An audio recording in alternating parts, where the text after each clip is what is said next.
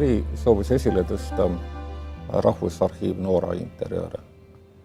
Ja seda oma sellise lihtsuse, selguse ja ilmselt ka ühe põhjusena selline hea koostöö ja teineteise mõistmine arhitektiga, kus nii-öelda suur idee oli toetatud interjööri ja väikevormide poolt.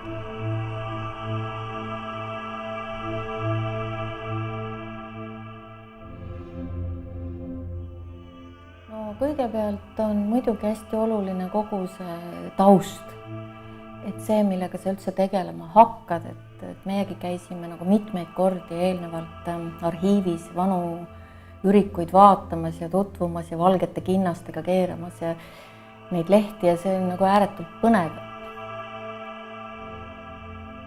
Ja kõige olulisemaks muidugi puht pragmaatiliselt kerkib seal, et kuidas seda materjali ja seda füüsilist materjali just niimoodi säilitada, et ta tõepoolest säiliks. Nii et ütleme, arhitektuuris just tuleb arvestada kuni selleni välja, et igasugused vihmaveed ja kõik võimalikud muud sellised kommunikatsioonid oleksid niimoodi projekteeritud, et nad mitte mingilgi juhul, ka kõige halvemal juhul ei saaks kahjustada ürikuid.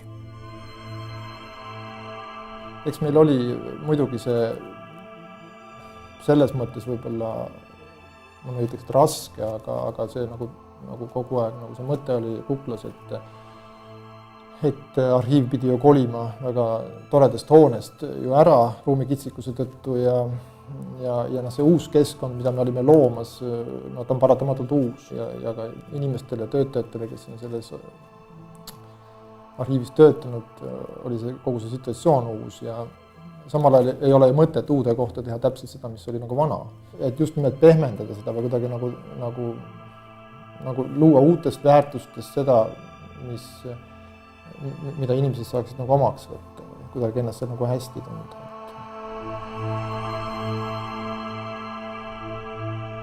Üldiselt oli meil selline monokroomne kontseptsioon interjööris, et must-valge, avatud kommunikatsioonid, et maja oli justkui nagu kest, mille sees on siis elu, aga et siis arhiivi riiulid on värvilised, ja erinevatele korrustele eri värvi, kollane, roheline, sinine, oranž, violetne veel, et kui siis töötaja, kes siis selles monokroomses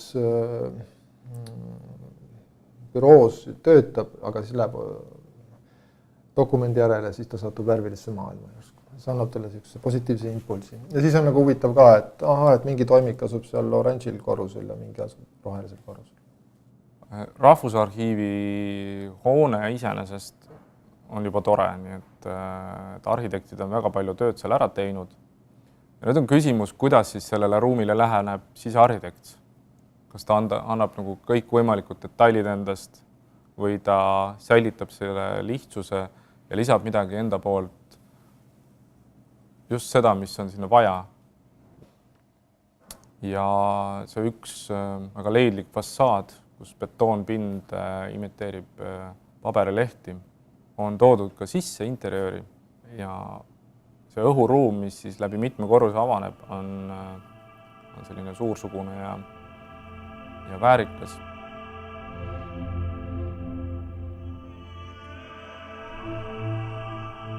Noora hoone on hästi äge selles mõttes, et ta koosneb kahest suurest mahust ja kahte suurt mahtu, ütleme siseruumi poolt vaadates ühendab kõrge aatrium.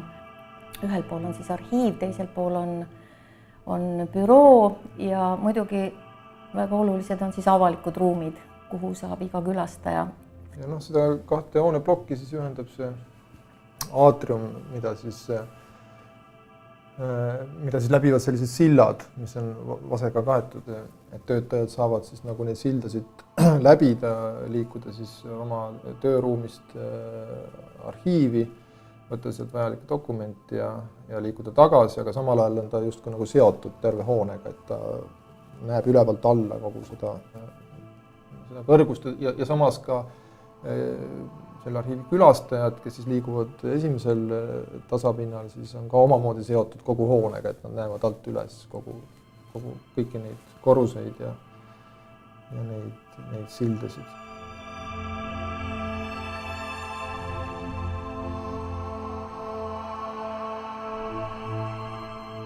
Ma arvan, et iga maja eluiga on erinev ja mõne maja eluiga lõpeb väga kiiresti ja põhiliselt sellepärast, et ta ei laguneks, vaid sellepärast, et tema mõte kaob. Aga ma arvan, et arhiivi mõte niipea ei kao, et selles mõttes selle maja eluiga võiks pikk olla. Selline üldine arusaam on, et arhitektuur luuakse kauemaks kui sisearhitektuur. Aga ma ei ole nõus sellega, et sisearhitektuur on täpselt sama oluline ja teatud mõttes isegi inimesele nahale lähemal. Ja seda luues peab täpselt samamoodi mõtlema, et ta peaks kestma võimalikult kaua.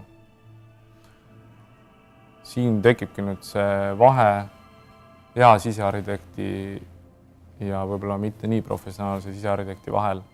Oskus valida materjale, mis ajas püsivad ja mitte ainult ei püsi, aga tegelikult lähevad paremaks. Noora hoone puhul valitud naturaalne vask on hea näide sellest, et alguses võtate enda külge näpujälgi, aga aastatega tuleb neid juurde ja ta lõpuks temast saab selline vanutatud vask, mis läheb ainult kaunimaks. Et kõik see, mis seda vaski puudutab, näpujäljed, asjad, kõik jääksid peale ja hakkaksid oma elu elama. See on mõnes mõttes ka nagu arhiiv. Et muidugi on seal ehitaja näpujälgi ja inimeste näpujälgi seda külastavad, aga see oligi mõte. Et maja ise jäädvustaks ka ajalugu, mitte ainult ei säilitaks seda, mis sinna on toodud.